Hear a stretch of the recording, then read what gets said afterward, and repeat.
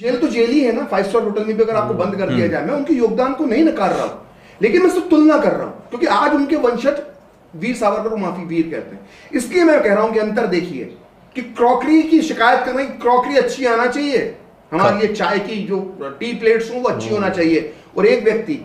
जिसके हाथों में हथकड़ियां, पैरों में बेड़ियां हैं, और उस अवस्था में खड़े खड़े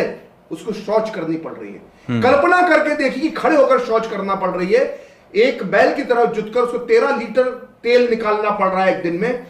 नारियल की छालों से उसे रस्सियां बुननी पड़ रही हैं, लिखने के लिए कागज और कलम नहीं है, वो दीवारों पर नाखूनों से अपना साहित्य लिख रहा है, और आप इतनी आसानी से कह रहे हो उनके बच्चे जिनके लिए क्रॉकरी आती थी, जिनके लिए क्रॉकरी आती थी चाय के लिए,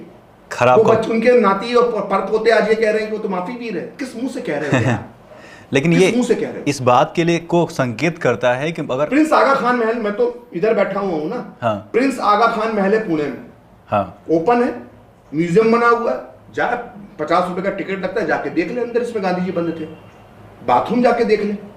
बाथरूम देख लेना प्रिंस आगा खान। मैं ये नहीं कह रहा मैं गांधी जी के योगदान, मैं होता बहुत तुच्छ आदमी हूं, हाँ। मैं तो मतलब गांधी जी का मैं क्या ही उनके सामने हूं, मैं क्या, मेरे को मतलब ही नहीं है, मैं तो उनकी कोई योगदान को नकार दे रहा हूं, लेकिन मैं सिर्फ तुलनात्मक अध्ययन कर रहा हूं। प्रिंस आगा खान महल जहां पर गांधी जी कैद थे, उसके बाथरूम जाके देख लो, और मैंने तो अंडमान निकोबार का सेल्यूलर जेल भी देखा है, मैं सेल्यूलर जेल देख कर आया हूं,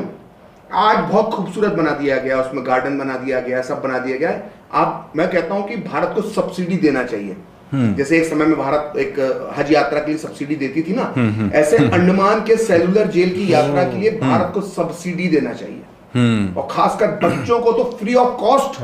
सेल्यूलर जेल की सैर करवाना चाहिए। हर स्कूल को आदेश होना चाहिए कि हर साल आप 50 बच्चों को जो है वो आप लेकर जाएंगे, और सरकार उसमें आधा पैसा, इतनी यार फ्री वीज बांट रहे हो यार, 200 यूनिट बिजली, ये यूनिट बिजली, वो भी यूनिट बिजली, भाई सेल्यूलर जेल के दर्शन के लिए स्कूलों को सब्सिडी दो, कि भाई वहां का टूरिज्म बढ़ेगा, आधा खर्चा सरकार उठाएगी, वहां का टूरिज्म बढ़ेगा, एहसास होगा। जो आजादी, जो आज हम पॉडकास्ट कर रहे हैं ना, हाँ। जो मन में आ रहा है बोल रहे हैं, ये कैसे आजादी, ये बोलने की आजादी हमें कैसे मिली है, वो सेल्यूलर जेल में जाकर एहसास होता है। इतना सुंदर उसको बना दिया है ना, तो गार्डन वगैरह हो गया, लेकिन वहां पर खड़े होने से अगर आप में लेश मात्र भी आपके अंदर देशभक्ति है ना,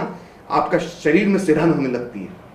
कपकपी छूटने लगती है आपको। वो सिर्फ दृश्य देखकर आप जब जाते हो 100 साल पहले यहाँ पर इन कोठरियों में क्या होता होगा, रात में कैसे चीखें आती होंगी।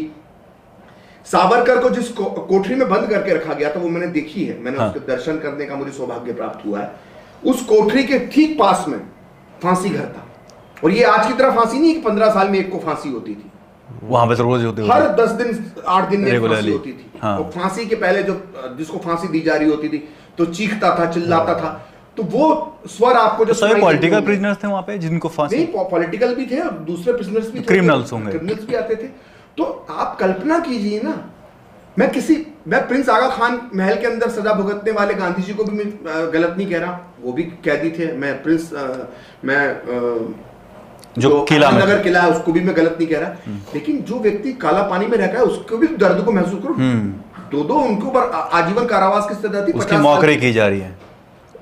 इस तरह से नहीं कर सकते, और यही सुप्रीम कोर्ट ने उनको दिखा दिया। आज तो देखिए कोर्ट के केस अभी आने वाले हैं, लेकिन उस समय ये माफी वीर जो बोलते हैं ना, खुद माफी वीर निकलेंगे, इनको माफी मांगनी पड़ेगी। ये बहुत राहुल गांधी कर रहे हैं ना, ये मैं लिख के रख लीजिए, इनको माफी वीर, ये इनको माफी मांगे मेरा छूटेंगे नहीं, इन्हें बहुत गलत जगह पंगे ले रखे, इन्हें संघ के खिलाफ गांधी जी का हत्या जाने क्या क्या बोल दिया, हाँ, कुछ ही बोल, ये माफी मांगेंगे, ये होंगे माफी वीर। लेकिन उस